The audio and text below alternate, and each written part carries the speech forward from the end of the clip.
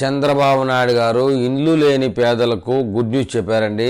100 రోజుల్లోనే 1,25,000 ఇళ్లని నిర్మాణం చేస్తామని చెప్పేసి వార్త చెప్పారు. పేదలకు ఇళ్ల స్థలాల మీద సీఎం చంద్రబాబు నాయుడు కీలక సమావేశంలో ఒక మంచి నిర్ణయం తీసుకున్నట్టు వెల్లడించారండి. పేదల ఇళ్ల స్థలాల పంపిణీ విషయంలో ఏపీ ప్రభుత్వం కీలక నిర్ణయం తీసేసుకుంది. గృహ నిర్మాణ శాఖపై సమీక్ష నిర్వహించిన సందర్భంగా సీఎం చంద్రబాబు ఎన్నికల్లో ఇచ్చిన హామీని నిలబెట్టుకున్నారు.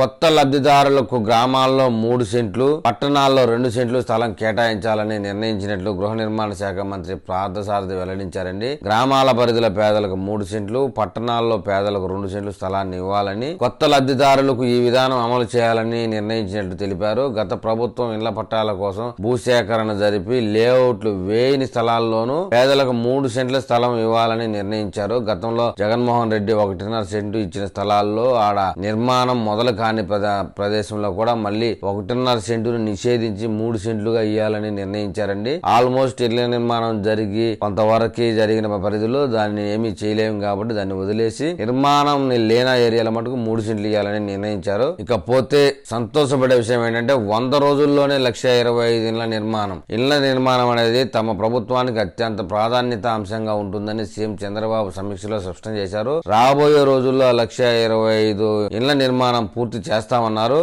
వచ్చే ఏడాది కాలంలో 8,25,000 ఇళ్ల నిర్మాణం చేపట్టనున్నారు. గత ప్రభుత్వం ఎన్టీఆర్ ఇళ్ల లబ్ధిదారులను పక్కన పెట్టేసిందని, ఇండ్లు పూర్తయినా పేమెంట్ చెల్లించలేదని, ఇలాంటి బాధిత లబ్ధిదారులకు చెల్లింపులు జరపాలని చంద్రబాబు ఆదేశించినట్లు మంత్రి తెలిపారు. మధ్య తరగతి ప్రజలకు ఎంఐజీ లేఅవుట్లను ఏర్పాటు చేస్తామని పేర్కొన్నారు. గత ప్రభుత్వంలో హౌసింగ్ లోనే 10,000 కోట్ల నష్టం, జర్నలిస్టులకు ఇళ్ల నిర్మాణం చేపట్టి తక్కువ ధరలకు ఇళ్లను నిర్మించి ఇస్తామని చెప్పారు. పోలవరం R&R కింద ఇళ్ల నిర్మాణానికి గృహ నిర్మాణ శాఖకు అప్పగించాలనే అంశంపై చర్చ జరిగిందని, ఇప్పటికే ప్రారంభించిన ఇళ్లను పూర్తి చేస్తామని మంత్రి స్పష్టం చేశారు. గత ప్రభుత్వం ఇళ్ల స్థలాలు ఇచ్చి మౌలిక సదుపాయాలను కల్పించలేదని, అలాంటి చోట మౌలిక సదుపాయాలు కల్పిస్తామన్నారు. గత ప్రభుత్వం నిర్వాహకం వల్ల ఒక్క హౌసింగ్ శాఖలోనే 10,000 కోట్లు నష్టం వాటిల్లేదని విమర్శించారు. ఎస్టీ ఎస్సీలకు ఎలాంటి ప్రత్యేకతలు లేకుండా గత ప్రభుత్వం ఇళ్ల నిర్మాణం చేపట్టిందని ఆగ్రహం వ్యక్తం చేశారు. 2014-19 మధ్య కాలంలో 4.5 లక్షల మందికి రాష్ట్ర నిధులతో ఇళ్ల నిర్మాణం చేపట్టామని ఈ సందర్భంగా మంత్రి గుర్తు చేశారండి. మరి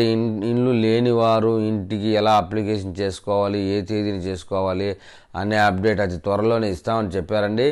ఆ అప్డేట్ రాగానే నేను మళ్ళీ వీడియో చేస్తాను. ఆ వీడియో మీకు చేరాలంటే నా ఛానల్ని సబ్స్క్రైబ్ చేయండి, లైక్ చేయండి. నేను చెప్పే కంటెంట్లో మీకు ఏమైనా డౌట్స్ ఉంటే కామెంట్ రూపంలో తెలపండి.